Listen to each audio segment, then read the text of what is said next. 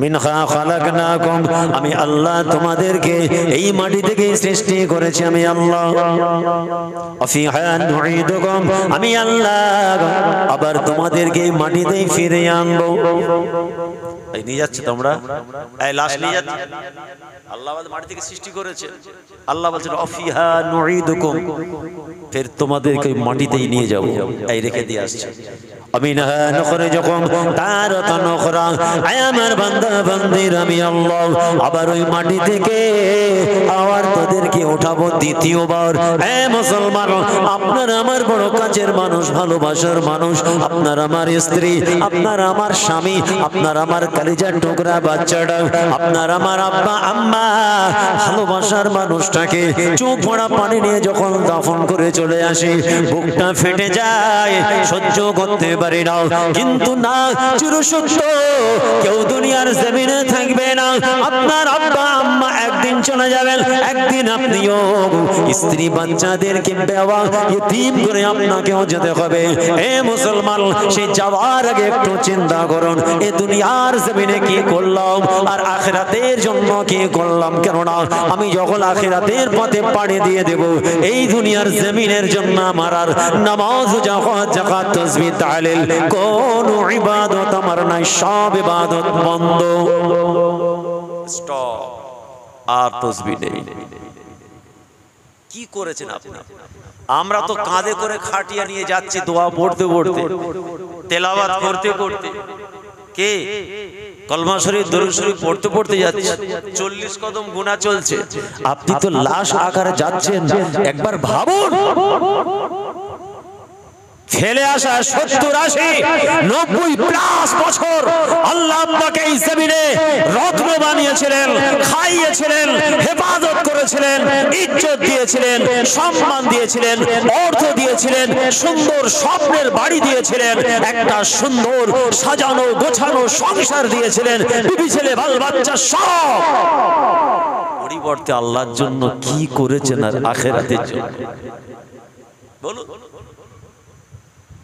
والأرض فرشناها فنعم الماهدون, বান্দারে আমি আল্লাহ তোদের জন্য জমিনটাকে বিছানা বানিয়ে দিয়েছি। والذين يبيتون لربهم سجدا وقياما, আয় আমার বান্দা বান্দিরা, আমার বন্ধু যারা, আমার আশিক যারা, আমার দোস্ত যারা, তারা কি করে? রাতটাকে নোংরা জায়গায় কাটায় না, মানুষের সর্বনাশ করে কাটায় না। এই পবিত্র রজনীটা আল্লাহর রাস্তায় তারা কাটিয়ে দেয় কেমন করে?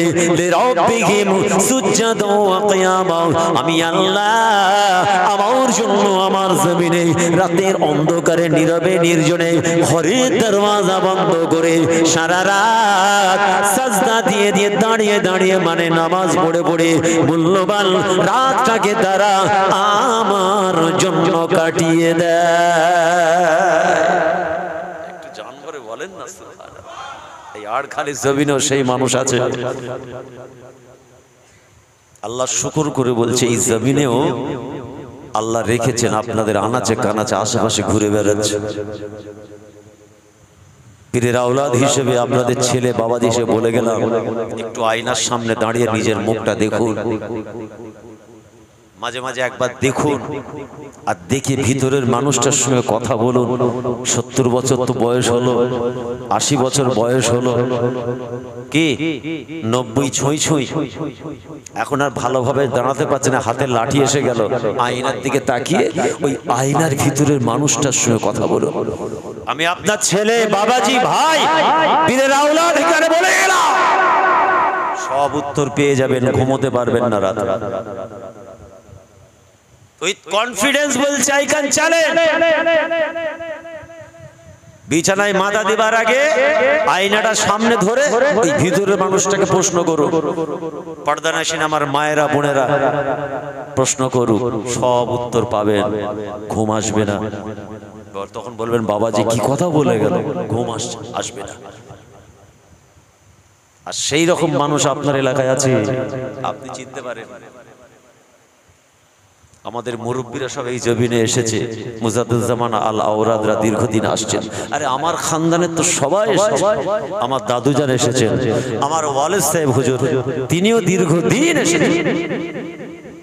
তারপরে আমার আরো ছোট ছোট 2-3 জন চাচা চাচতো ভাইয়েরা সবাই আসছে, আগামী প্রজন্ম তারাও আসবে।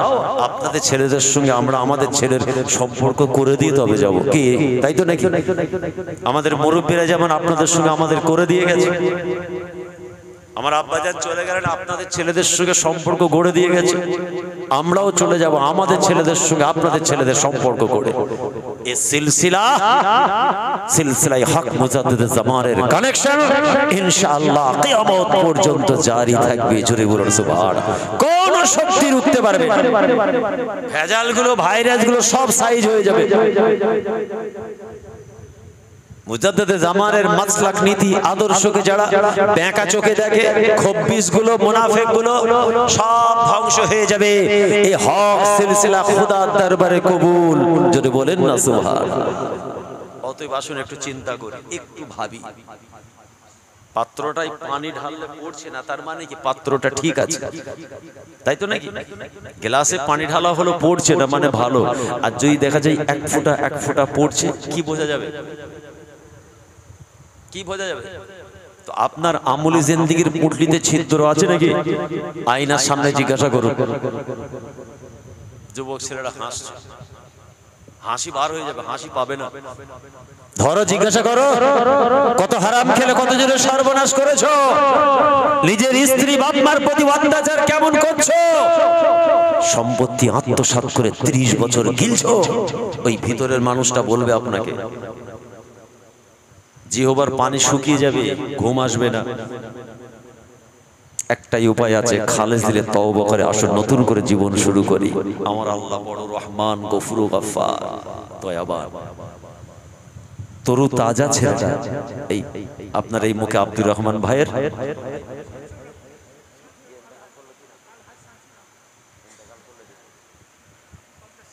আল্লাহ শামসুর রহমান সাহেব নওয়ার আল্লাহ মারকাদা, উনি ইন্তেকাল করেছেন তো, আড়খালির মাটি পেয়েছে। এই কথা বলছেন না কেন? উনি কি জানতেন? সারা আড়খালির মানুষ জানতো, চলে গেল। তার বছর 2-3 আগে তরুণ যুবক জওয়ান ছেলে, কি মহব্বত করতো ছেলেটা আমাকে, খুব ভালো বাইক চালাতো। একদিন খবর যাচ্ছে ভাইজান ওই যুবকটা ইন্তেকাল হয়ে গেছে। এই মুখটাই ওই আব্দুর রহমান বাড়ির ভাইয়ের পাশেই বাড়ি, মনে পড়ছে? জওয়ান ছেলে বাইক স্পিড করতে, হ্যাঁ চলে গেল। বলুন, আপনি জানেন আপনার এই জমিনে আপনার মাটি দেবেন আল্লাহ মিলাবেন? বলো, আমি তো বছর 10-15 আসছি, আমাদের মুরব্বীরা বহুদিন আগে থেকে আসছে। আমাকে নিজে আমার আব্বাজান বলেছেন ওই এলাকার আমাদের খুব মহব্বতী মানুষ আছে, সবাই না থাকলেও আছে, আমাকে বারবার বলতেন। তো আব্বাজান এক বছর জিকির মাহফিল করতে আসবো বলেছিলেন, আজকে মনে পড়ে গেল বলছি। এখানকার কিছু মানুষ বাধা দিয়েছিল, খুব দুঃখ নিয়ে গেছে। মনে পড়ছে কত বছর আগেকার কথা? আমি ব্যবস্থা করলাম মসজিদে 1 বছর জিকির মাহফিল করবেন, একটু দোয়া করবেন। কিন্তু এই মাটিতে কিছু পাক্কা দালাল এবং খব্বিস তৈরি হয়েছে, ওগুলো আপনারা জানেন, আমি জানি না। আসতে দিল না, হুজুর কেবলাকে আসতে দিল না। দালালগুলো দালালি শুরু করলো। কিছু পা চাটা আছে, এখানে নাই, সব জায়গাতে। আব্বা হুজুর খুব দুঃখ পেলেন, আমাকে বললো আমার খুব মহব্বতী জায়গা রে, বললেন আমি না, কোনো অসুবিধা নেই, চলেন আপনি। যুবক ছেলেগুলো ব্যবস্থা করেছে, আমি সাথে নিয়ে আসবো আব্বাজানকে। বললেন না, আমার দিল চাইছে। আব্বাজান আসলেন না। কিছু মানুষ ভাবলো হুজুর এসে মনে হয় জিকির মাহফিল করে মনে হয় এলাকাটা দখল করে একদম সাথে করে মনে হয় ফুরফুরায় চলে যাবে। যাদের মনটা এতটুকু, এখানটা ছোট হিংসা, যাদের এখানটা ব্যাধি, তারা চক্রান্ত শুরু করেছিল। অনেক মানুষ জানে, আমি আর ডিটেলস বলছি না। লাস্ট আমি একা এসেছিলাম, এসে জিকিরে মাহফিল হলো, দোয়া হলো, সবরিসানি করে গেলাম। তখন নতুন আসছে, আমি বেশি দিন আসিনি। কিন্তু খুব দুঃখ নিয়ে গেছেন। আজকে প্রসঙ্গ এলো মনে পড়লাম, কে কেন করেছো আমার জানার দরকার না, আমি বলতেও যাব না। এই জমিন আপনার বিরুদ্ধে আল্লাহর কাছে সাক্ষী দেবে, জানেন? ইয়াউমাইযিন তুহাদ্দিসু আখবারাহা, এমন একটা দিন আসবে, এমন একটা সময় আসবে, আল্লাহ পাক এই মাটিকে জিজ্ঞাসা করবেন, তুই সাক্ষী দে তো কার সম্পত্তি। ধরুন দু হাত জায়গা নিয়ে ঝামেলা হচ্ছে, সমাধান হলো না, হাইকোর্ট সুপ্রিম কোর্ট লড়াই চললো, কোনো সমাধান হলো না, দুজনেই চলে গেল। ময়দানে মহাশালী ব্যক্তি বলবে, আল্লাহ আমার জমি পাইনি। মিশকাত শরীফের হাদিস। আল্লাহ বিচার করবেন, আল্লাহ পাকের নাম হবে আহকামুল হাকিমিন, সমস্ত বিচারক গণের বিচারক হচ্ছেন আমার আল্লাহ। দুনিয়াতে অনেক বিচারক আছে, সেদিন সব বিচারকের বিচারক হবেন আল্লাহ। আল্লাহ পাক তখন বিচার করবেন, ওই জমিনটাকে জিজ্ঞাসা করবেন, আল্লাহ কি বলবেন, তুই নিজে বল কার সম্পত্তি, এই ব্যক্তির না এই ব্যক্তি। তখন জমিনটা জুবান আল্লাহ খুলে দেবে, জমিন নিজে কথা বলবে, আল্লাহ এই ব্যক্তির আমি সম্পত্তি। আল্লাহ পাক তার প্রাপ্য দিয়ে দেবেন, বলুন না সুবহানাল্লাহ। তাহলে দুনিয়ায় 1 ইঞ্চি জমির বিচার আল্লাহর কাছে হবে। কেন আছড়া পাঁচড়ি ভাই, কি হবে? এ তো টেম্পোরারি, সাময়িক। কিছু মানুষের মন এত ছোট, সবে আছড়া পাঁচড়ি করছে। আরে বাবারে, আল্লাহর জমিন সারা দুনিয়া বিশাল, না আমার ওইটা আমার চাই, ওইটা আমার চাই। দেখবেন কিছু মানুষ কি দাবি, আই দেখুন আপনার গ্রামের সন্তান বাগদাদের জমিনে মুতাবাররাক জায়গা আল্লাহ তার নসিবে করলেন, বলুন না সুবহানাল্লাহ। আমি ছিলাম না, আমি বাইরে কোথায় ছিলাম, আমাকে ভাই ফোন করেছিল, আমি দোয়াও চাইলাম, সবরিসালি করলাম। ছেলেরা গিয়েছিল আব্বাজানের মাজারে, গিয়েও আমি দোয়া চেয়েছি সব ভাইদের ছেলেদের নিয়ে, হোসেন বুখারী হুজুরের দরবারে, সৈয়দ হুজুরের দরবারে। আমি জানি এখান থেকে সব যোগাযোগ, আমি খাস দোয়া চেয়েছি। কতদিন পর দাফন করা হয়েছিল, তাই তো দোয়া চেয়েছি 10-12 দিন পর। প্রথমে আমাকে গভীর রাত্রে ফোন করেছিল আব্দুর রহমান ভাই, অনেক রাত্রে ফোন করেছিল, আমি সফরে ছিলাম। আল্লাহ আমাদের সবর দেন, গ্রামবাসী মানুষ, আল্লাহ আমাদের হেফাজত করেন। আমি এটা বলতে চাইছি, এই মাটিটাই যে আপনি শোবেন তারও গ্যারান্টি নেই। আমার মামাজান আওলাদে মুজাদ্দিদে জামান আলা হযরত কাইয়ুমে জামান বড় হুজুর পীর কেবলা রাহমাতুল্লাহ আলাইহির সুযোগ্য বড় সাহেবজাদা, তিনি কোথায় আরাম করছেন বলুন তো, বলেন কোথায় আছেন? আল্লামা পীর হুজুর হযরত আবুল আরসার সিদ্দিকী হুজুর পীর রাহমাতুল্লাহ আলাইহি, আমি গিয়েছিলাম বছর 5 আগে, জিয়ারত করে এসেছি। ভারতের বাইরে বাংলাদেশ জমিনে আরাম করছেন, এর পিছনে খুসুসিয়াত আছে। আল্লাহ পাক কাকে কোথায় শোয়াবেন তিনি জানেন, আমাদের কোনো ক্যালকুলেশন নেই। তাহলে এই জমিনটাই যে আপনি শোবেন তার গ্যারান্টি নেই, আর 6 ইঞ্চি জমির জন্য মারামারি। বলছে এটা আমার এলাকা, অন্য কেউ না ঢোকে। হিংসুটে এত ছোট মন, কোন ইমানদার মুমিন মুসলমানের অন্তর ছোট হতে পারে না, এরা নেগেটিভ হতে পারে না। এরা কিরকম হবে? সর্বদা positive, always be positive and open minded. উম্মতে মুহাম্মাদি আমাদের সব সময় পজিটিভ থাকতে হবে এবং পজিটিভ শেয়ার করতে হবে। নেগেটিভ হওয়া যাবে না, নেগেটিভিটি শেয়ার করা যাবে না। খোলা মনের হবে, উন্মুক্তদার। আছড়া পাঁচড়ি, এটা আমার ওটা আমার, ছোট ছোট বিষয় হলে দ্বন্দ্ব, এত সংকীর্ণ মন কেন? তোমার শোবার জায়গাটাই এটা হবে কিনা গ্যারান্টি নেই। বলুন আমার জায়গা যদি ফুরফুরা থেকে না থাকে, আমি কিছু করতে পারবো? 10 বিঘে কর্মস্থান কিনে ঘিরে ফেললাম, দিয়ে বললাম বাবা আমার এখানে দাফন করবে। আল্লাহ যদি আমার কবুল না করে, ওখানে হবে দাফনটা? অতএব পাত্রটা ছিদ্র যেন না হয়। আল্লাহর হক আদায় করুন, বান্দার হক আদায় করুন, বাপ্পার হক আদায় করুন, মুসলমানের হক আদায় করুন, আখারে মদিনা ওয়ালার হক আদায় করুন, বেওয়া ইতিমের হক আদায় করুন। সবটা যদি হক ঠিক ঠিক আদায় হয় তাহলে আপনার পাত্রটা ছিদ্র মুক্ত হয়।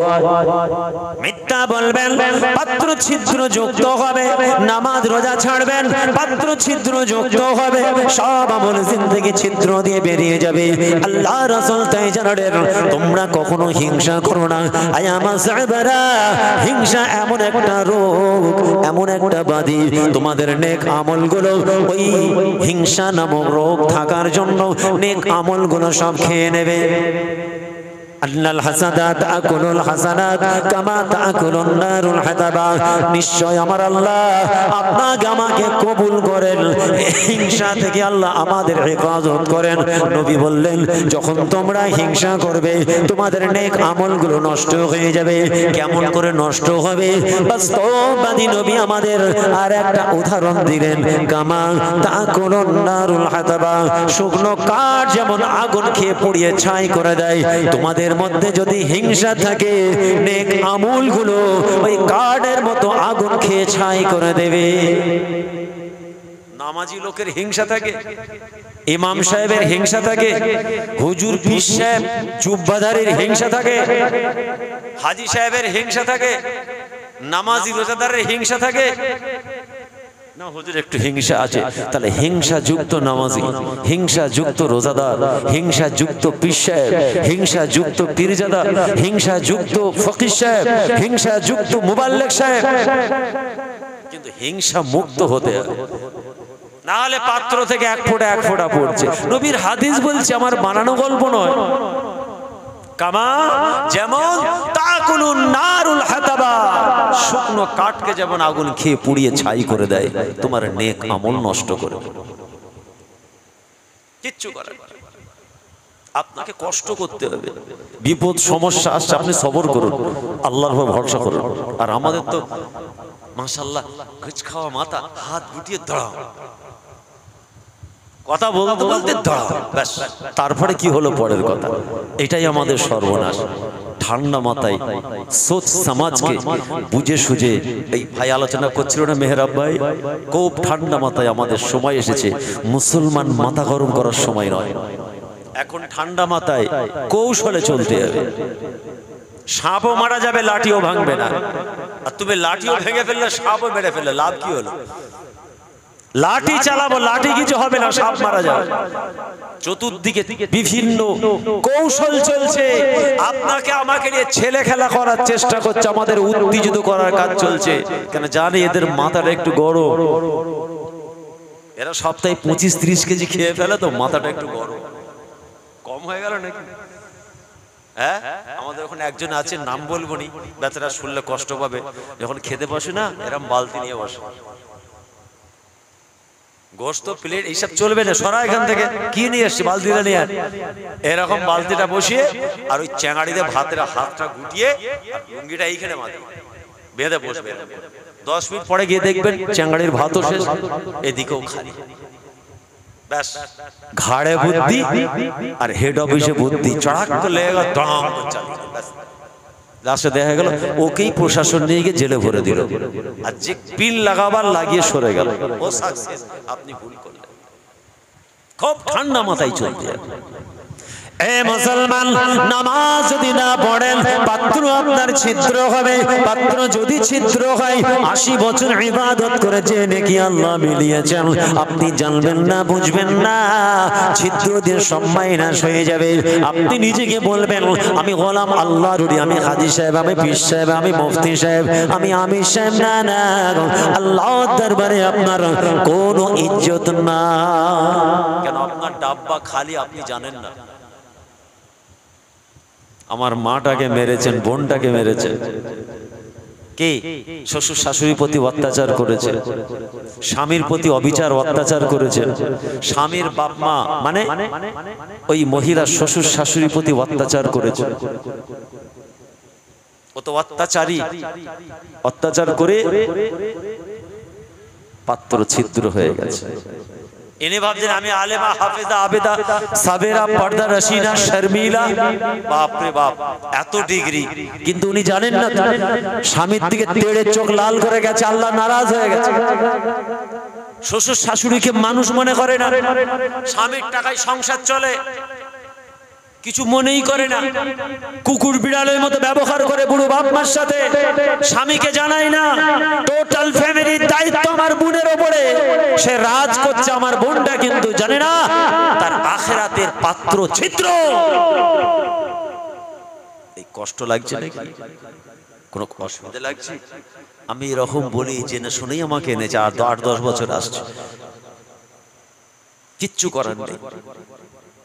কিন্তু ওই মা বোনটা যদি নিজের শ্বশুর শাশুড়িকে নিজের বাপ মা মনে করে মোহাব্বত করে, তাদের খেদমত করে, নিঃস্বার্থ যদি মোহাব্বত করে, শেষ বয়স শাশুড়ির খেদমত করবে, শ্বশুরকে সহযোগিতা করবে, আর থেকে আল্লাহ খুশি হয়ে যাবে। তাদের বাপ মার খেদমত করার সমতুল্য আল্লাহ নেকি দান করবে। বলুন না, এসব আমার মা বোনেরা বোঝে না, বলে সংসারে সব তোমার বাপ মাই শেষ করে দিবে। বলে না, বলে না, আপনাদের হয়তো বলে না, আমাদের ওদিককার মা বোনেরা বলে তুমি কি কামাবে, সব তো তোমার বাপের পিছনেই চলে গেল, ওষুধ কিনে কিনে মায়ের পিছনেই চলে গেল, ব্যাংকে কবে জমাবে, বাড়ি গাড়ি করতে হবে না, পাক্কা খব্বিস মহিলা এটা, স্বামীকে অক্সিজেন দিচ্ছে। আর যদি সেই রকম যোগ্য সন্তান হয়, এসব কথা কানে নেবে না, খুব সাবধান। মধ্যিখানে 1/2 ইঞ্চি প্লাই, এইদিকে তাকান, বাড়ির মধ্যিখানে, দুটো ঘরের মধ্যিখানে 1/2 ইঞ্চি প্লাই, এখানে আছে মা, এখানে আছে সহধর্মিণী স্ত্রী। একটার প্রতি অবিচার করলে জাহান্নামের দরওয়াজা খুলে দেবে আল্লাহ। মায়ের খেদমত করবেন, স্ত্রীর প্রতি অবিচার করবেন, আবার স্ত্রীকে বেশি ভালোবাসবেন, মায়ের প্রতি অবিচার করবেন, জাহান্নামের দরওয়াজা খোলা। লাও, কাকে পেটাবে পেটাও, দুটো অপশন আপনার সামনে, 1/2 ইঞ্চি পার্থক্য, এখানে মা, এখানে স্ত্রী। কোনটা আপনি বেশি, যেটাকে বেশি করবেন এটাকে ছোট করবেন, ঘৃণা করবেন, ইনকার করবেন, তাচ্ছিল্য করবেন, গুনাহগার। আবার এটাকে খুব ভালোবেসেছেন, এমন স্ত্রী হক আদায় করে যে বাপ মার দিকে তাকাই না, দুটোই বার, ওই পাত্র ছিদ্র। সবর করতে শেখুন, সবরে জামিল ইখতিয়ার করুন। আরে নবীদের জীবনীগুলো একবার খুলে দেখুন, তারা জীবনে কত কষ্ট করেছে, কেন তারা কষ্ট করবে, কেন তারা দুঃখ কষ্ট এত বিপদের মধ্যে পড়বে, তাদেরকে তো আল্লাহ নবী বানিয়েছেন। এ মুসলমান, নবী ইব্রাহিম আলাইহিস সালাতু ওয়াস সালামের জীবনী করুন, আগুনে নিক্ষেপ করা হলো, হয়নি? আল্লাহ পাক জানালেন, ইয়া নারু কুনি বারদান ওয়া সালামান আলা ইব্রাহিম। আল্লাহর রহমতে ফেরেশতা গিয়ে হাজির। ও নবী ইব্রাহিম, একবার আপনি অনুমতি দিন। আল্লাহ পাক, আল্লাহ রাব্বুল আলামিন আমাদেরকে পাঠিয়েছেন, আমরা একটা প্রতিনিধি এসেছি, আমাদের দায়িত্ব হলো এই হাওয়া বাতাসকে পরিচালনা করা। আল্লাহ পাক জানিয়েছেন, আমার খলিল যদি অনুমতি দেয়, তোমরা নিজেদের শক্তি প্রয়োগ করে ওই ভয়ঙ্কর আগুনকে ঠান্ডা করে দাও। একজন নবী কেন কষ্ট করবেন? আর নবীরা যদি এত কষ্ট করতে পারে, আপনি কেন পারেন না? আমি তো উম্মতে মুহাম্মাদি, সাধারণ আল্লাহর বান্দা, নবীর উম্মত। আমরা তো নবী নই, নবীরা কি মেহনত করে? अरे सुनो, नबी इब्राहिम की जवाब दिलेन, एमनी की अल्लाह नबी इब्राहिम अलैहिस्सलाम के खलील उपाधि दिएছেন, খলিলুল্লাহ, আল্লাহর দোস্ত।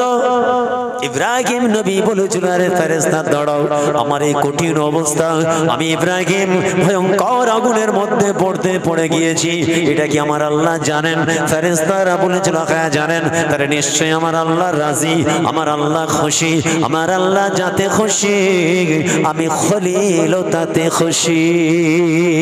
ও ফেরেশতা, আপনারা যে সহযোগিতা করার জন্য এসেছেন, আমি নবী ইব্রাহিম বড় খুশি হয়ে গেলাম।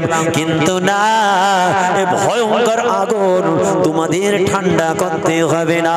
আমাকে ভয়ঙ্কর আগুন যদি আমার শরীরের চামড়া পুড়িয়ে দেয়, আমার আল্লাহ তো খুশি হবেন। আল্লাহ যদি খুশি হয়, আমি নবী ইব্রাহিম আমিও বড়ই খুশি হয়ে যাব, কেননা আমি ইব্রাহিম নবীর উপরে আমার আল্লাহ খুশি আছি। ইব্রাহিম খলিলুল্লাহ নামটা এমনি হয়েছে, বলুন এই মোহাব্বত আল্লাহকে করতে পেরেছি, সেই ভয় আনতে পেরেছি, মদিনা ওয়ালার মোহাব্বত অন্তরে জায়গা দিতে পেরেছি, পারি? আমার নামাজ আছে রাখো, আমার তাসবিহ আছে, রোজা আছে রেখে দাও না হুজুর, আমার দান খায়রাত কুরবানি ইশরাক তাহাজ্জুদ কিচ্ছু কাজে লাগবে না। কলিজার ভিতরে মদিনা ওয়ালা আছে, নবীর প্রতি আদব ভালোবাসা আছে, না হলে কোনো মূল্য নেই আল্লাহর দরবারে। ওসব ইবাদত রেখে দেন, আল্লাহ সব ইবাদত দিলেও আপনার নাজাত পাওয়ার রিস্ক আছে। ফেরেশতা আমার হাবিবের সঙ্গে দুশমনি ছিল, ফেরেশতা লোকটা বিরাট ইবাদত করেছে, রাতকে রাত জেগে তাহাজ্জুদ ইশরাক পড়েছে, আমার নবীর প্রতি আদব ছিল না, আমার নবীকে হৃদয় দিয়ে ভালোবাসতো না, হুব্বে রাসূলের ছিটাফোঁটা ওর জিন্দেগির মধ্যে পাইনি, ওর লাইফে রাসূলুল্লাহর সুন্নাত নাই, আল্লাহর পছন্দ হবে না। ওকে 4 গুণ নেকি দিয়ে দাও, অনেক নামাজ পড়ে দাও, নেকি দিয়ে দাও। যে নবী ওর জন্য নামাজ এনেছে সেই নবীকে চিনতে পারেনি, যে নবী রোজা এনেছে সে নবীকে চেনেনি, যে নবীর নাম নামাজে না বললে আমি আল্লাহর নামাজ কবুল করব না, সেই নবীর প্রতি মহব্বত নেই, কপাল ফাটা নামাজি কানা মুসলমান। এই কষ্ট লাগছে দেখি, কোনো লাভ নেই। মদিনাওয়ালাকে এখানে রাখো, হ্যাঁ নামাজ পড়তে পারেনি আল্লাহ, আল্লাহ রোজাটা রাখতে পারেনি, যাও একে জেলে ভরে দাও, দাও জাহান্নামে দিয়ে দাও, তবে শোনো এই সময় মতো জেল খাটিয়ে বার করে আমার জান্নাতে দাও। এর হৃদয়ে এক প্রান্তে মদিনাওয়ালার মোহাব্বত আছে, জোরে বলুন সুবহানাল্লাহ। রাসূলুল্লাহকে ভালো যখন বেসেছে, জেল খাটার পরেও আপনার চান্স আছে, আর দুশমনি গোস্তাকে রাসূল ওই চান্সটা কিন্তু হারিয়ে ফেলেছে। ইব্রাহিম নবী বললেন সরাও। এই ইব্রাহিম নবীর ঈমানের আওয়াজ, মোহাব্বতের উচ্চ মাকাম, আল্লাহর আরশ কেঁপে গিয়েছিল। আমার আল্লাহ তাড়াতাড়ি জিবরিল ফেরেশতাকে পাঠাচ্ছে, যাও আগুনের কাছে একটা সংবাদ পৌঁছে দাও, ইয়া নারু কুনি বারদাও ওয়া সালামান আলা ইব্রাহিম। এই আগুন শুনে রাখ, আমার ইব্রাহিমকে আঘাত করবি না, স্পর্শ করবি না, আমার ইব্রাহিম খলিলুল্লাহর শরীরের একটা পশম যেন না পড়ায়। আমি তোর খোদা, আমি আল্লাহ বলছি, নরম শান্তি ভালোবাসার সঙ্গে ইব্রাহিম নবীর সঙ্গে ব্যবহার করবি। মক্কা মদিনার জমিনের মানুষগুলো যখন দেখলো ইব্রাহিম নবী আলাইহিস সালাতু ওয়াস সালামকে আগুনে ফেলে দেওয়া হয়েছে, তারা কত খুশি, কত আনন্দিত। আমার আল্লাহ আমার নবীকে হেফাজত করেছেন। নবী ইব্রাহিম আলাইহিস সালাম আগুনের মধ্যেও মুচকি মুচকি হাসেন, কেননা আগুন তার শক্তিটা নষ্ট করে শান্তি ছড়িয়ে দিয়েছে। সবাই চিন্তা করছে যাক ইব্রাহিম নবীকে শাস্তি দিলাম, আর আল্লাহ আগুনকে বলছে খবরদার, ওয়া সালামান আলা ইব্রাহিম, ইব্রাহিমের জন্য ঠান্ডা ব্যবহার করো। তাহলে আপনি আমি একটু কষ্ট করতে পারবো না? একটু ঠান্ডায় উঠে ওযু করা যাবে না? বলেন, টাকাটা পুরো খরচা করলে আমার বাড়ির ছাদটা ঢালাই হয়ে যেত, কিন্তু যাকাত পড়েছে, তার একটা অংশ গরিবকে দিতে হলে হয়তো 1 মাস ঢালাইটা পিছিয়ে যাবে। ডাক গরিবের হক আগে দিই, মন চাইছে না, না না না, রাসূল বলছেন যাকাত মানে কারো উপকার করছো না, আল্লাহ পাক তাদের প্রাপ্য তোমার অর্থের মধ্যে দিয়ে রেখেছে। যাকাত দিয়ে গরিবের ঋণ শোধ করে তুমি ঋণ মুক্ত হয়েছো, যাকাত দিয়ে কারো উপকার তুমি করোনি। আর এখানে 10টা দিবে যায় 500 টাকা দিলাম, কার টাকা দিলে ভাই? 10,000 টাকা যাকাত দিলাম, কার টাকা? ও তো ওদের টাকা। গরিব, ইয়েতিম, অসহায়, দুস্থ, বাফারা, মাহারা, নিঃস্ব তোমার প্রতিবেশী, তাদের প্রাপ্য আল্লাহ তোমার অর্থের মধ্যে দিয়েছে। এজন্যই তো অর্থের একটা অংশ ওদের হক। শরীয়ত বলছে ইসলামের একটা স্তম্ভ যাকাত দিয়ে দাও। উপকার কিছু করুনি, ঋণ মুক্ত হয়েছে। আবার অঙ্কিতার হিসাব করে দেখছি 55,000 টাকা যাকাত, যেন হার্ট অ্যাটাক হয়ে গেল, ধড়াস করে উঠলো। 55,000, আল্লাহ মাফ করবে, পরের বছর দেবো। সারা ভারতবর্ষের মুসলমান যাদের যাকাত দেওয়া একান্ত মানে যাকাত হয়ে গেছে, অর্থাৎ যারা সাহেবে নিসাব, তারা যদি হিসাব করে ঠিক ঠিক যাকাতটা দেয়, আপনি জানেন সারা ভারতবর্ষে কোনো মুসলমান গরিব থাকবে না। আপনার আড়খালি যাদের যাকাত ওই সব দেয়, এই আড়খালি কোনো ভিখারি পাবেন। কি রাগ হলো নাকি? রাগ হয়েছে না? রাগ হওয়ার কথা তো। আরে আমার ফুরফুরাতেও তাই, সারা ফুরফুরা জমিনে যাদের যাকাত হয়েছে সাহেবে নিসাব, যদি ঠিক ঠিক ভাবে হিসাব করে পাই টু পাই যদি গরিব মানুষকে যাকাত দেয়, ফুরফুরায় কোনো ভিখারি হাতে পাটি দেখতে পাবেন।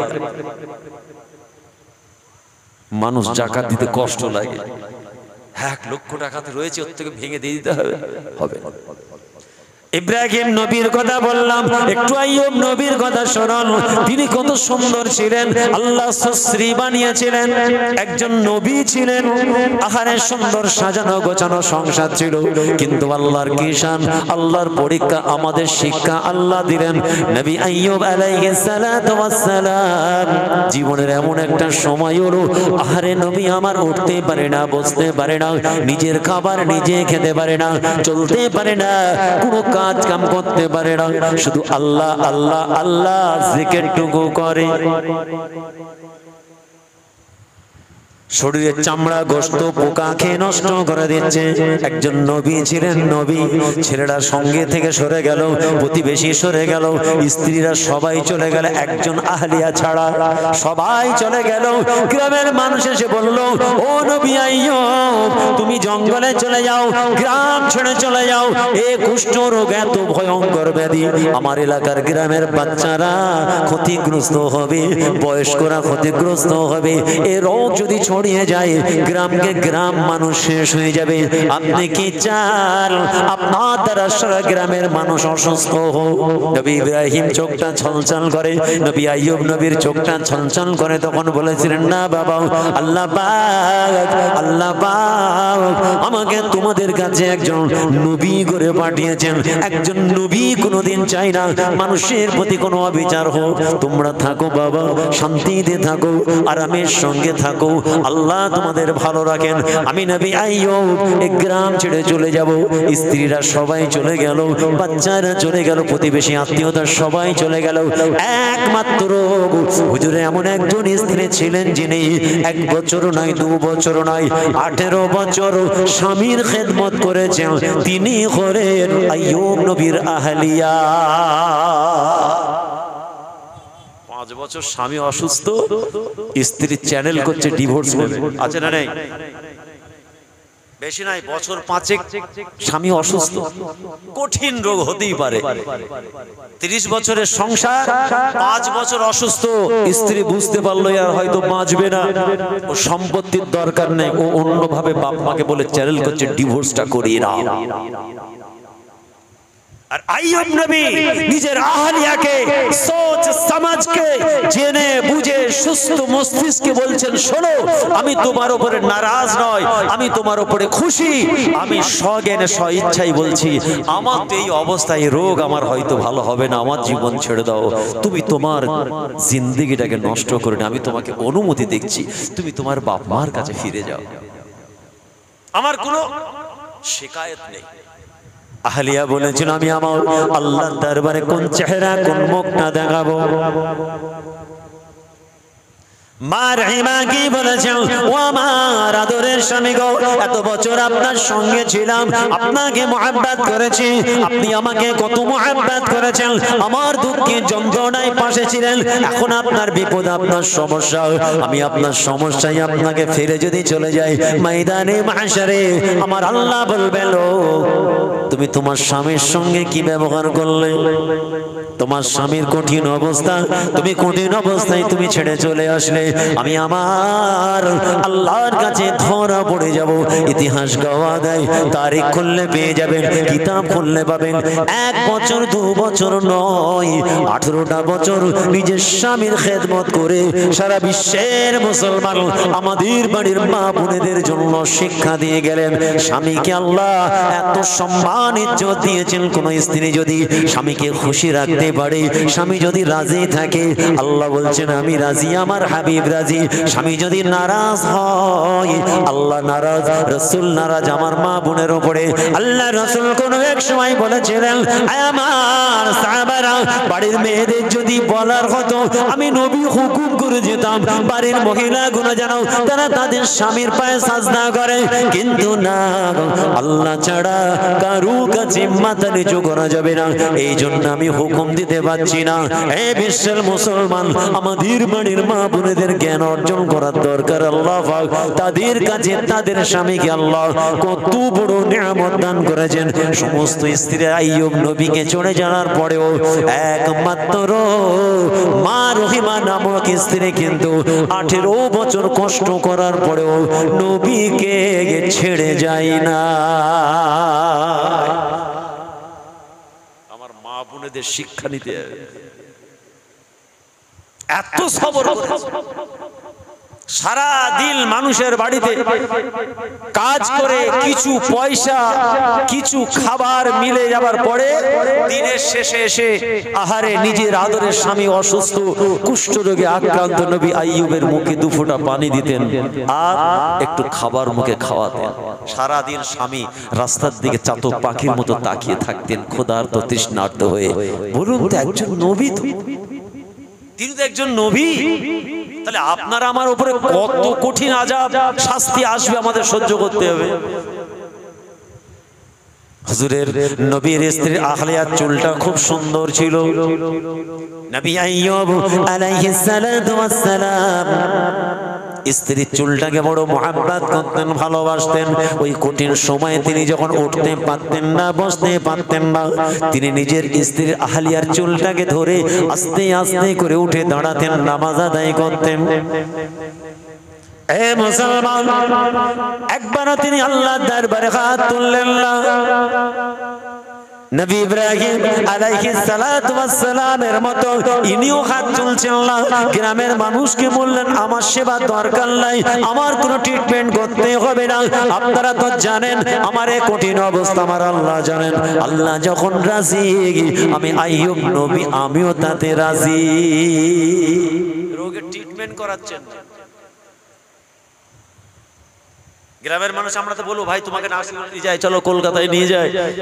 উনি বলছেন না দাঁড়াও, আল্লাহ জানেন তো আমি অসুস্থ।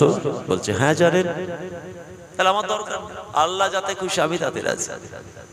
18 বছর কষ্ট করলেন, সবর করলেন। কতদিন? এই কতদিন? 18 বছর, 18 ইয়ার্স। 18 দিন 18 মাস নয়। সমস্ত শরীর যখন খেয়ে টুকরো টুকরো করে দিয়েছে, আহারে রিওয়ায়াতের মধ্যে এসেছে শরীরের পোকাগুলো আর খেতে পাচ্ছে না, চলে যাচ্ছে।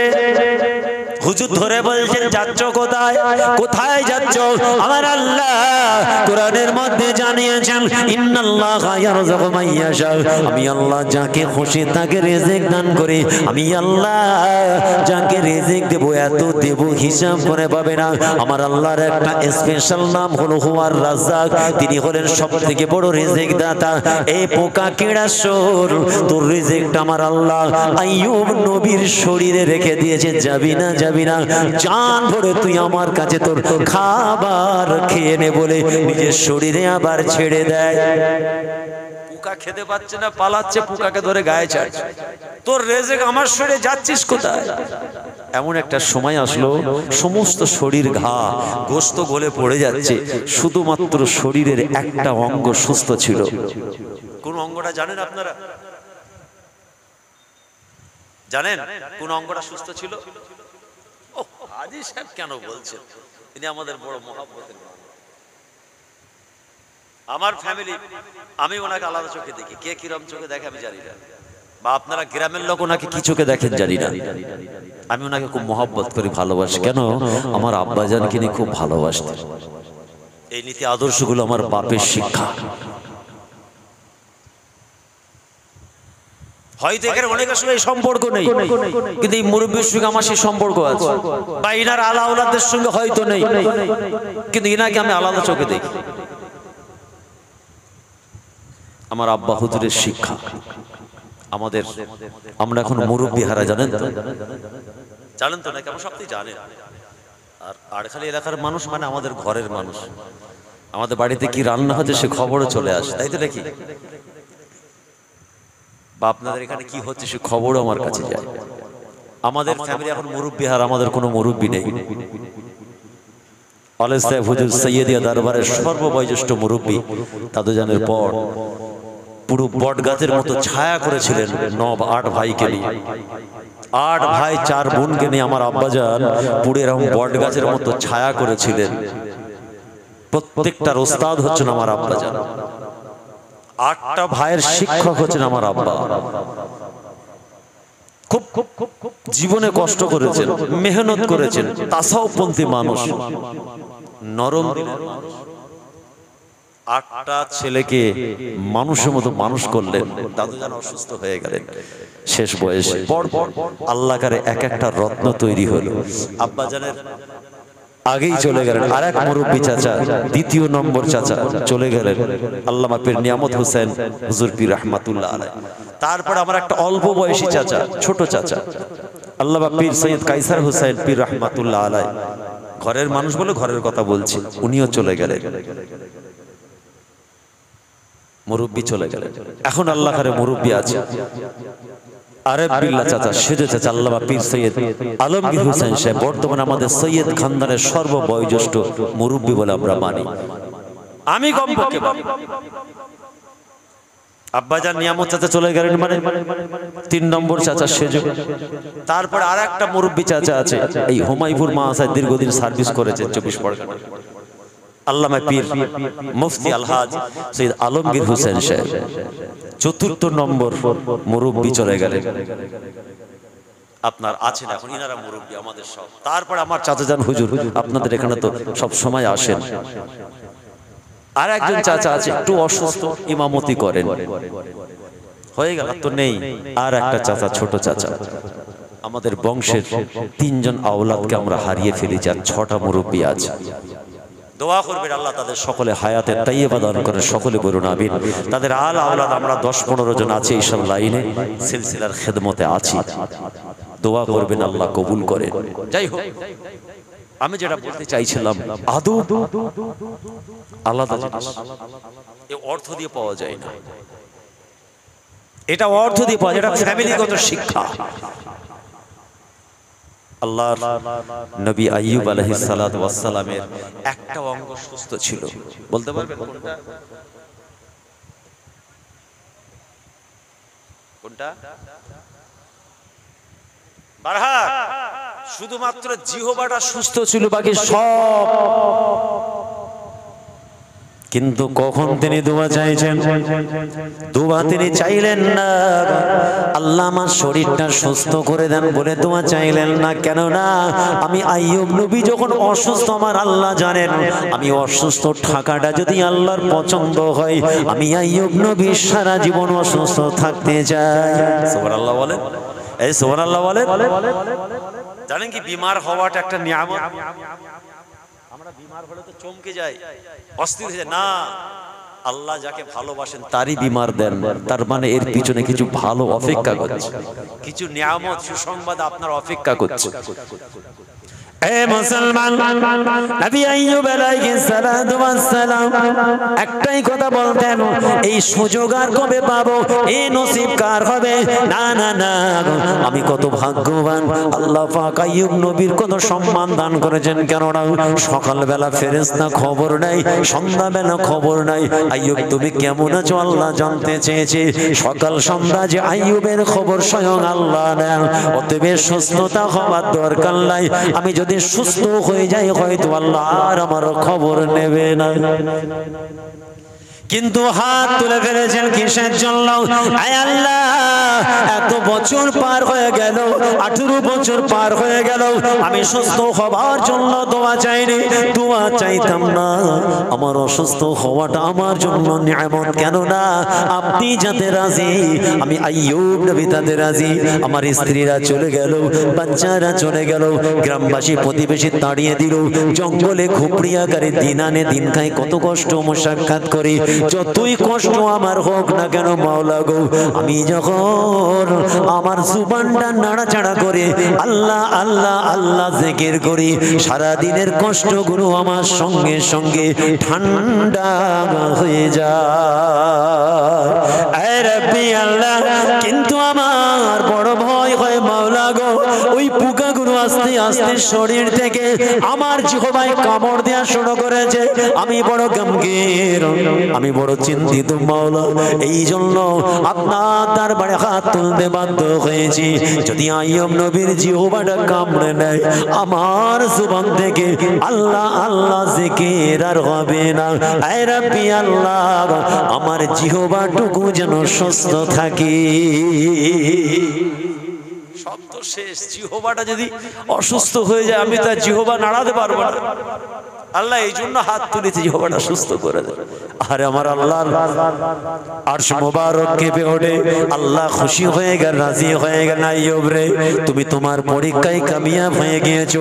ও নবী আইয়ুব, একবার তুমি তোমার পাটা জমিনে একটু আঘাত করো। আল্লাহ খবর দিলেন, জমিনে পাটা ঠোকো, একটু ঠোকো।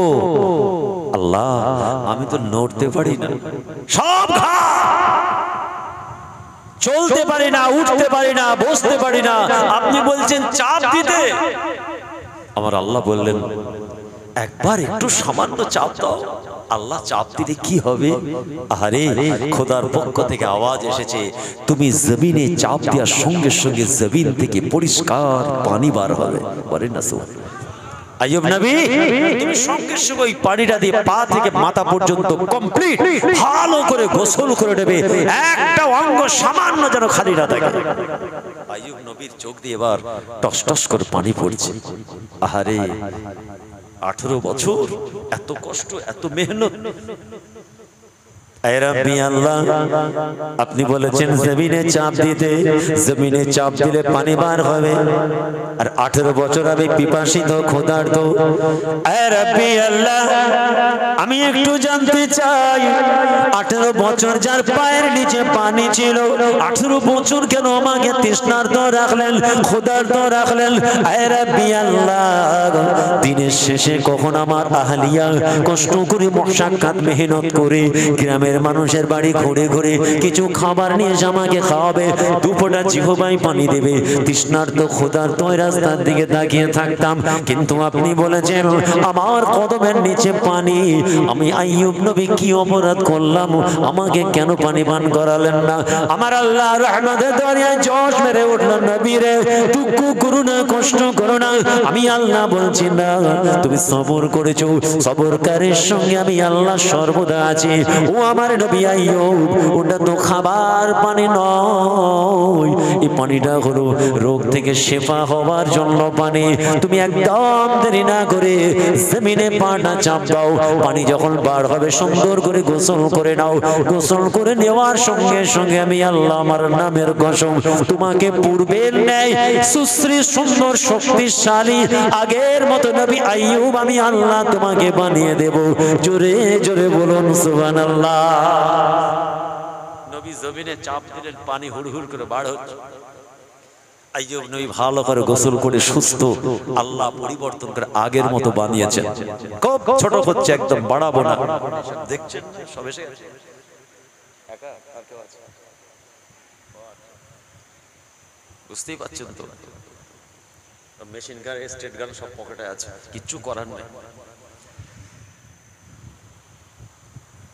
সঙ্গে সঙ্গে একদম আগের মতো সুস্থ। মূল জায়গাটা বলছে, যখন সুস্থ হয়ে গেছে, আহলিয়া এসে দেখছে আমার স্বামী নেই। সঙ্গে সঙ্গে চিন্তা করলেন, তাহলে এই জঙ্গল থেকে কোনো চিতা, কোনো নেকড়ে এসে আমার স্বামীকে টেনে নিয়ে গেছে।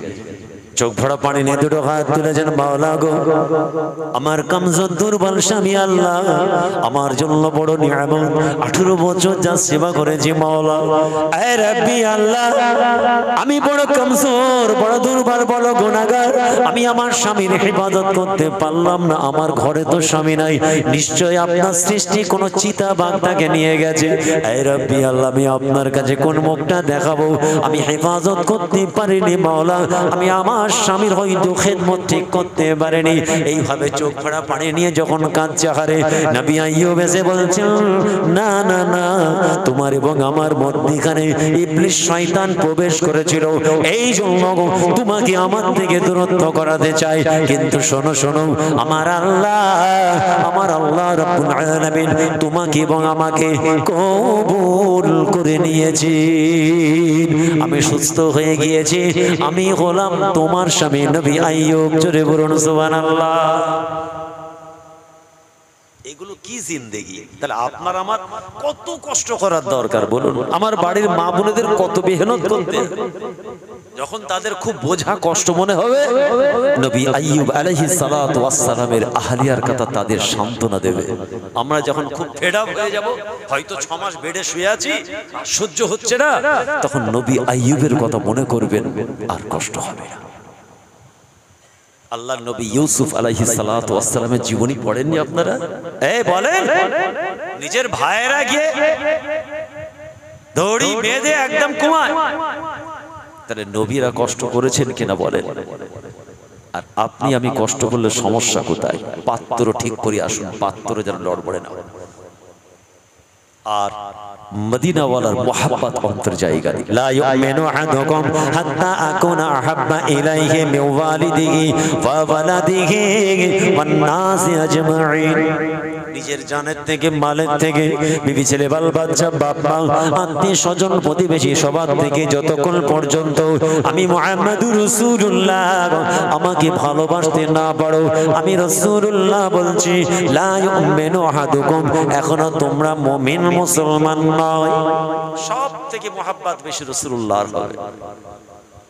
হযরত ইমাম সুফিয়ান সাউরি রাহমাতুল্লাহ আলাইহি, যার বাড়ি ইরাকে, রিওয়ায়াতে এসেছে, উনি বলছেন, আমি একবার হজ পাকে গেলাম।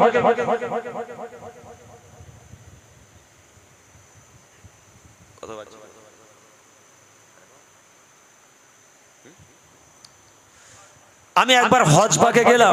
হজ পাকে গিয়ে দেখছি একটা তরুণ যুবক জওয়ান ছেলে হজের আরকান একটা একটা করে আদায় করছে, কিন্তু সে কিছু তেলাওয়াত করছে না বা দোয়া পড়ছে না, সে একটাই তাসবিহ পড়ছে, একটাই দোয়া, একটাই তেলাওয়াত। কি? নবী শানে দরুদ পড়ছে। আল্লাহুম্মা সাল্লি আলা সাইয়্যিদিনা শাফিয়ানা হাবিবানা নবিয়ানা মাওলানা মুহাম্মদ ওয়া আলা আলি মুহাম্মদ। আমি একটু পরেশান হয়ে গেলাম যে इसके पीछे राज क्या है, রহস্যটা কি? সাফা মারওয়া সাই করছে একই, হাজরা আসওয়াদে বুসা দিচ্ছে ওই দরুদ, কুরবানি করতে গেছে ওখানেও, আরাফার ময়দানেও তাই, খানা খাওয়া তওয়াফ করছে দরুদ। আমি তাকে ডেকে বললাম, যুবক, কি রহস্য তোমার একটু বলবে? কি কারণটা? তুমি এইভাবে লব্বাইক লব্বাইক বলে যে প্রত্যেকটা দোয়া, তালবিয়া এসব কিছু পড়ছো না, তুমি শুধু নবীর শানে দরুদ পড়ছো। তখন বলছে, আপনি কে? মান আনতা, আপনি, আপ কোন है, আপনি কে? বলছে, আনা সুফিয়ান। বলছে, মিন ইরাক, আপনি কি ইরাক থেকে? ইনি বলছেন, নাম, হ্যাঁ। তাহলে আসুন, তাহলে আপনাকে একটু শুনতে হবে এই এর পিছনে রহস্যটা কি। জীবনে কোনো এক সময় আমার আম্মা তরুণ যুবক জওয়ানটা বলেছিল, হুজুর, ও ইরাকের জমিনের রক্ষক ও ইমাম সুফিয়ান সাউরি, হুজুর, আমার জীবনের মূল্যবান কথাটা আপনি শুনুন। জীবনে একবার আমার আম্মা আমার কাছে আবদার করেছিল, বাবা, আমাকে একবার রাসূলুল্লাহর দরবারে নিয়ে যাও, আমার একবার হজ করার ইচ্ছা হয়। আমি আমার আম্মাকে সঙ্গে করে যখন হজ করার উদ্দেশ্যে বসরা থেকে মক্কা, মক্কা থেকে বসরা হাজার হাজার মাইল দূরত্ব, ইরাকের জমিন থেকে আমি রওনা হয়ে আমি যখন খানায় কাবা পৌঁছে গেলাম, আমি আমার আম্মা জানের খেদমত করে যাচ্ছি আস্তে আস্তে। হঠাৎ করে দেখলাম আমার আম্মা জানের হাত পা চোখ কানগুলো আস্তে আস্তে ফুলে বড় হয়। কষ্ট করে মেহনত করে মাকে কাঁদি করি, বড় মুশাক্কাতের সঙ্গে আস্তে আস্তে করে খানায় কাবা পৌঁছে গেলাম। হুজুর, কি বলবো, আমার আম্মা জানা চলতে পারে না, আম্মা জানের শরীরটা ফুলতে থাকে, আস্তে আস্তে একটা 4 পা বিশিষ্ট পশুর ন্যায় ফুলে যাচ্ছে। আমি আমার আম্মা জানকে আর চিনতে পারি না। আমি বড় পেরেশান হয়ে গেলাম, আমি বড় চিন্তায় পড়ে গেলাম। মাওলা গো, আমি আমার আম্মা জানকে এখন নিয়ে আমি কোথায় যাব? হজের উদ্দেশ্যেই বার হয়েছে। তরুণ যুবক জওয়ানটা বলছে, কিন্তু খানাগাঁও পৌঁছানোর পরে সারা শরীর অঙ্গ সব ফুলে যাচ্ছে। এমন চেহারাটা ভয়ঙ্কর হয়ে গেল, আমি নিজে আমার আম্মার মুখটা দেখতে পাচ্ছি না, এত ভয়ঙ্কর। আমি একটা মুখে সাদা কাপড় চড়িয়ে দিলাম, মনটা বড় খারাপ, বুকটা আমার ফেটে যায়। মনে মনে আল্লাহকে বলে, আল্লাহ গো, আমি আপনার ঘর তাওয়াফ করার জন্য রওনা হয়েছি, হজের আরকানগুলো আদায় করে মদিনার জমিনে মদিনাওয়ালার দরবারে যাব। মা আমার কাছে আশা করেছে, বড় আশা নিয়ে এলাম। এ বলে আমি মাথা নিচু করে চিন্তা করি, চোখটা বন্ধ হয়ে গেছে হুজুর। এমন সময় দেখলাম একজন সাদা সফেদ পোশাক পরে, চমকদার চেহারা, বয়স্ক ব্যক্তিত্ব, গলায় রুমাল, কাল ভর্তি দাড়ি সাদা, আস্তে আস্তে আস্তে করে মুখটা দেখা যায় না, হাতের উপরে লাঠি ভর দিয়ে আস্তে আস্তে করে কে যেন আমার আম্মা জানের কাছে এসে বসে। পরেশগার সুফি ব্যক্তিকে দেখলাম, সাদা পোশাক, লাঠির উপর ভর দিয়ে, চেহারাটাকে দেখতে পাইনি। আস্তে আস্তে আমার আম্মাজানের কাছে এসে বসলেন। এত সুন্দর দেখতে আমি আমার জিন্দেগিতে তার পূর্বে এত সুশ্রী সুন্দর চমকদার চেহারা ওয়ালা এত ভালো মানব আমি আমার জীবনে কোনোদিন দেখিনি। জোরে বলুন সুবহানাল্লাহ। হুজুর সুফিয়ান সাউরীকে বর্ণনা করছেন, হুজুর দেখলাম সেই ব্যক্তি নিজের চমকদার লাইট যুক্ত নিজের দস্ত মোবারকটা বার করে আমার আম্মা জানের মুখ থেকে শুরু করে শরীরের দিকে কয়েকবার হাতটা বোলাচ্ছে।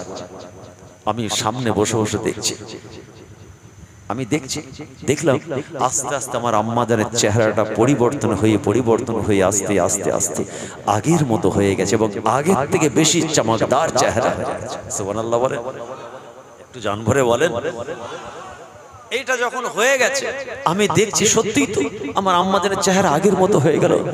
আর ওই ব্যক্তি যিনি এই রকম করে চলে যাচ্ছেন, আমি তাড়াতাড়ি গিয়ে বললাম, হুজুর আপনি কে, আপনার পরিচয়টা বলুন।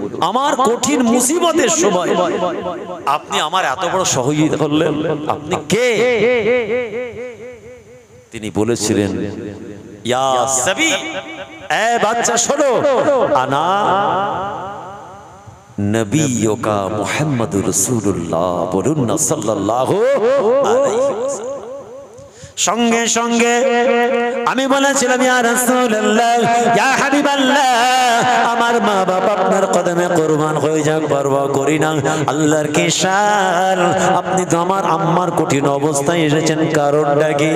ওই সময় রাসূলুল্লাহ আমাকে কি বলেছিলেন? আমাকে বলেছিলেন, শোনো বাচ্চা, তুমি জানো না তোমার আম্মা জানের কঠিন অবস্থার কথা ফেরেশতাগুলো আমার কাছে পৌঁছে দিয়েছে। যে ফেরেশতাগুলো প্রত্যেকদিন সন্ধ্যা রাত্রিতে তোমার আম্মা জানের তেলাওয়াত করা দরুদ সালামটা যে ফেরেশতাগুলো আমার কাছে নিয়মিত পৌঁছে দিত, আজ কয়েকটা দিন হয়ে গেল তোমার আম্মার দরুদ সালাম আমি যখন পাচ্ছিলাম না, আমি মুহাম্মদুর রাসূলুল্লাহ প্রশ্ন করেছিলাম, ও আমার মালায়েকারা জবাব দাও, অমুক জায়গায় অমুক ব্যক্তি সেই মহিলার সালাম কেন আসছে না? ওই ফেরেশতাগুলো বলেছিল, ইয়া রাসূলুল্লাহ, ইয়া হাবিবাল্লাহ, অন্য কোনো কারণ নাই, বড় দুঃখের খবর আছে, সেই ব্যক্তিত্বটা আপনার মুহাব্বতে সেই মহিলা হজ করার জন্য কাবা শরীফের কাছে গিয়েছে, কিন্তু হঠাৎ কি মুসিবত, চেহারা ফুলে গিয়েছে, পশুর নাই হয়ে গিয়েছে, মাথার কাছে কলিজার টুকরা ছেলে দুঃখিত গমগীন অবস্থায়। আমি মুহাম্মদুর রাসূলুল্লাহ তোমার আম্মা জানের কঠিন অবস্থা শুনে আমি আর সহ্য করতে না পেরে তোমার আম্মা জানের কঠিন বিপদের সময় আমি মুহাম্মদুর রাসূলুল্লাহ আমি নিজে এসে হাজির। আরো জোরে বলুন সুবহানাল্লাহ। সুফিয়ান সাউরী রাহমাতুল্লাহ আলাইহি ইরাকের বাসিন্দা, তখন বলছেন, বাবা তুমি তোমার রাসূলের কাছ থেকে কোনো নসিহত নিলে না? তুমি খুশনসিব, ভাগ্যবান যে তোমার মায়ের কঠিন অবস্থায় রাসূলুল্লাহ হেফাজত করেছে, তা তুমি শেষ সময়ে তোমার জীবনে যখন এত বড় সৌভাগ্যবান তোমার নসিবে হলো, একটা নসিহত দিতে পারলে না? বললে, হ্যাঁ হুজুর, নিয়েছি একটা নসিহত। যাক, আর বাড়ালে হবে না, নসিহতটা পরে হবে ইনশাআল্লাহ, কেন অনেক দূরে যাব আমি, আবার একটু ছেলেরা কিছু বলতে হবে, বুঝলেন? একটা নসিহত করেছিল সুফিয়ান সাউরি রাহমাতুল্লাহ আলাইহি, ওই যুবক ছেলেটা বলবে যা কোটা আল্লাহ যদি পরের দিন আশায় আশপাশে আসি ওই দিন হবে ইনশাল্লাহ। আসেন একটু সালাম পড়বো, তারপর একটু দোয়া নেবো, বিদায় নেবো। যারা বাইরে আছেন ভিতরে চলে আসেন, সকলে দাঁড়িয়ে জানিয়ে ইয়া নবী সালাম